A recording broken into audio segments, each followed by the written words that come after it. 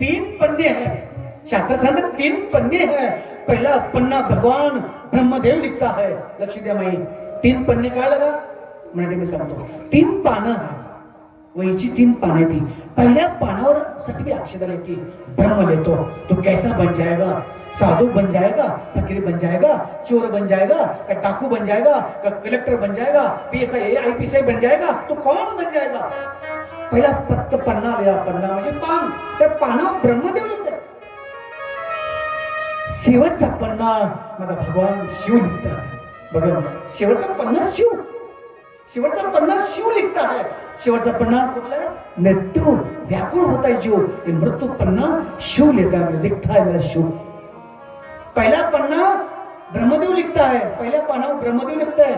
बालक जन्मल्यानंतर सखी अक्षी टाकायला येते आणि लिखती ही तू जायची कुठं, ही कन्या कुठे जायची, जिल्ह्यामध्ये, तालुक्यामध्ये, मुंबईमध्ये, कल्याणमध्ये कुठे जायची कुठं, ही परीक्षा चांगली वाईट ही कुठं तिचं भविष्य तिथं. सखी अक्षता टाकते. 5व्या दिवसामध्ये तिचं भविष्य ब्रह्मदेव पहिला पन्ना लिखतो. शेवटचा पन्ना भगवान शिव लिखतात, शिव सांगतात. आणि मधला पन्ना गुरु लिखतो. बघा माहिती तुम्हाला पडते का, समजते का. बघा माहिती मधला पन्ना आहे ना, हे मधलं पान कोण लिहिते, कोण लिहिते.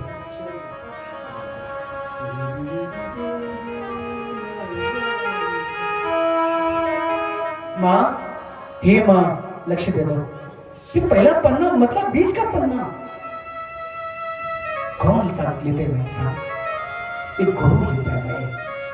गुरु शब्द 2 है. हे पहिला मधला पन्ना कोण लिहित आहे.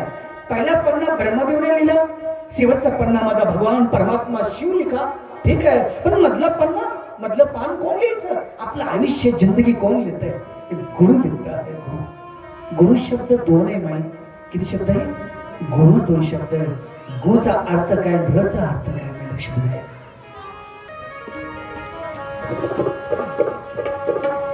जय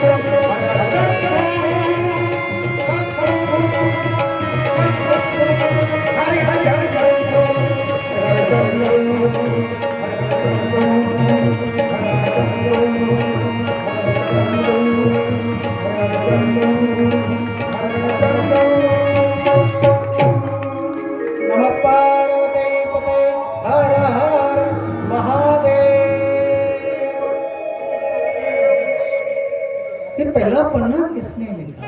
ब्रह्मदेवाने लिहिला आहे. दुसरा पन्ना माझ्या प्रभू शिवाने लिहिला, शिवपत भोलेनाथ बाबाने लिहिला. पण मधलं पान कोण लिहित नाही? गुरु लिहितात नाही. गुरु आपली जिंदगीचा पन्ना गुरु लिहित. नरकातून वाचायचं असेल तर मयू पहिला पन्ना गुरु कोण लिहा आणि गुरुला शरण जावा.